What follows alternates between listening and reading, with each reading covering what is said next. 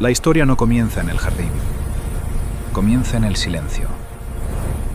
Antes de que el tiempo tuviera nombre, hubo un caos, una oscuridad profunda que cubría la faz del abismo tras la caída de los primeros ángeles rebeldes.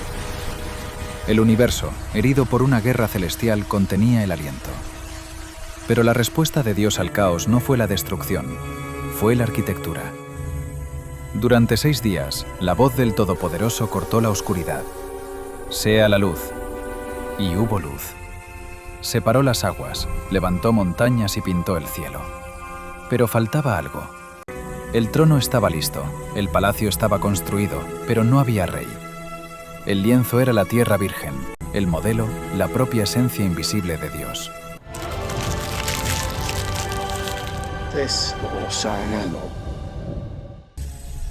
Y así, en el 6.º día, ocurrió el milagro de la intimidad. Dios no habló a la distancia para crear al hombre, se inclinó. Del polvo inerte, de la arcilla roja y fría, sus manos formaron un cuerpo. Y con el aliento de la vida sopló en su nariz. El polvo se convirtió en piel, el silencio se convirtió en latido. El hombre despertó. Fue colocado en Edén, hacia el oriente.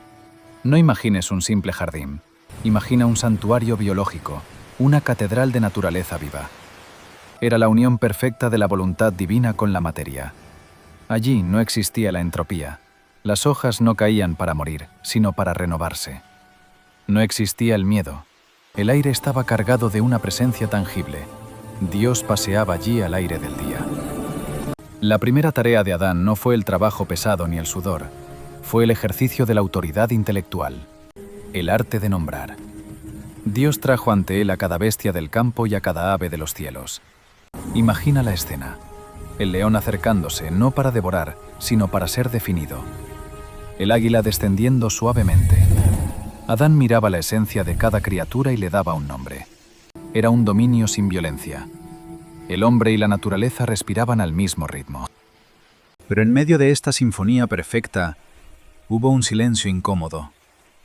Adán buscó entre todas las miradas animales, pero en ninguna encontró su reflejo. No había nadie que pudiera mirar al cielo y entender la trascendencia como él. Dios, el arquitecto supremo, declaró el primer defecto en la historia de la tierra. No es bueno que el hombre esté solo. Entonces, una anestesia divina cayó sobre Adán, un sueño profundo, pesado. Mientras dormía, Dios no volvió al polvo, fue al cuerpo. De la costilla del varón, cerca de su corazón, extrajo la materia prima. No la hizo de la cabeza para estar por encima, ni de los pies para ser pisada, sino del costado, para ser igual. Cuando Adán despertó, la vio. Eva, la belleza encarnada, la respuesta a todas sus preguntas silenciosas. Sus primeras palabras fueron poesía.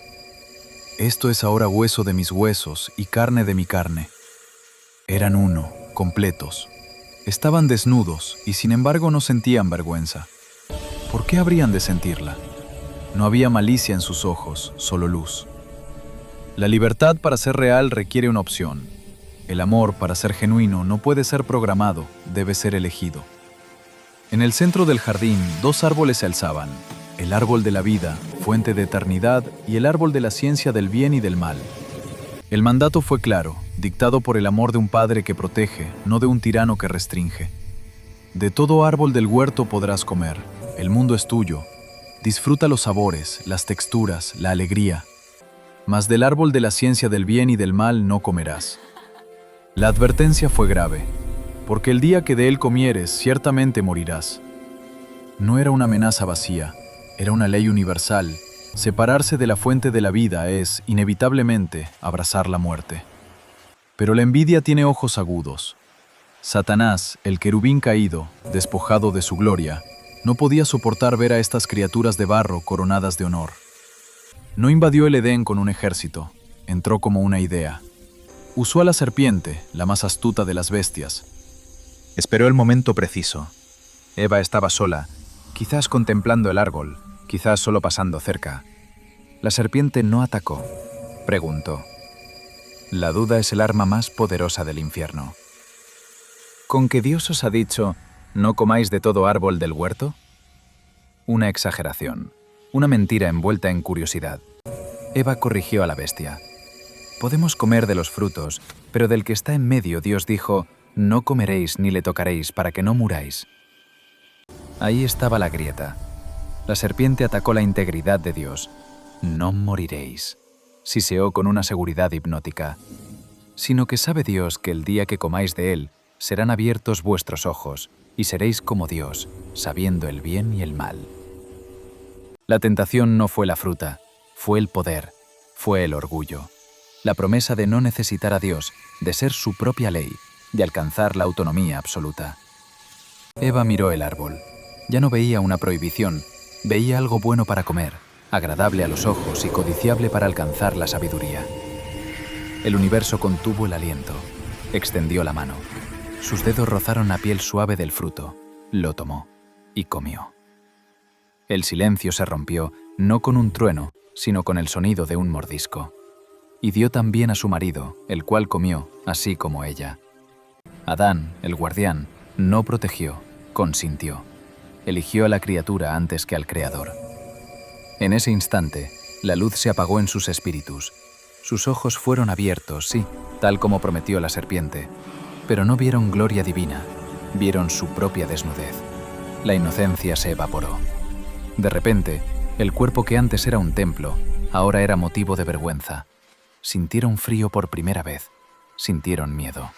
Corrieron a coser hojas de higuera, un intento patético y desesperado de cubrir la herida espiritual que acababan de abrir.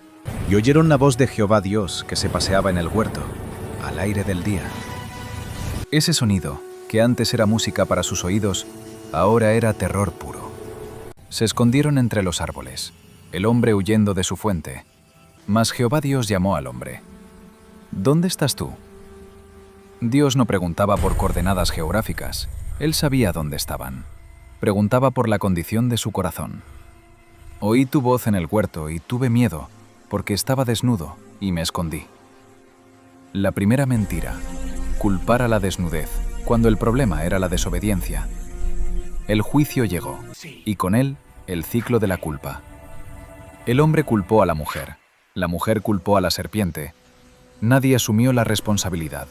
La unidad estaba rota. Las consecuencias fueron dictadas con la tristeza de la necesidad. A la serpiente, maldita serás, polvo comerás todos los días de tu vida. A la mujer, multiplicaré en gran manera los dolores en tus preñeces. La vida vendría con dolor. Al hombre, maldita será la tierra por tu causa. Con dolor comerás de ella, espinos y cardos te producirá. El trabajo dejó de ser gozo y se volvió fatiga. Y la sentencia final. Polvo eres y al polvo volverás. Dios hizo vestiduras de pieles para Adán y su mujer y los vistió. Para obtener esas pieles, un animal tuvo que morir. Hubo sangre en el Edén.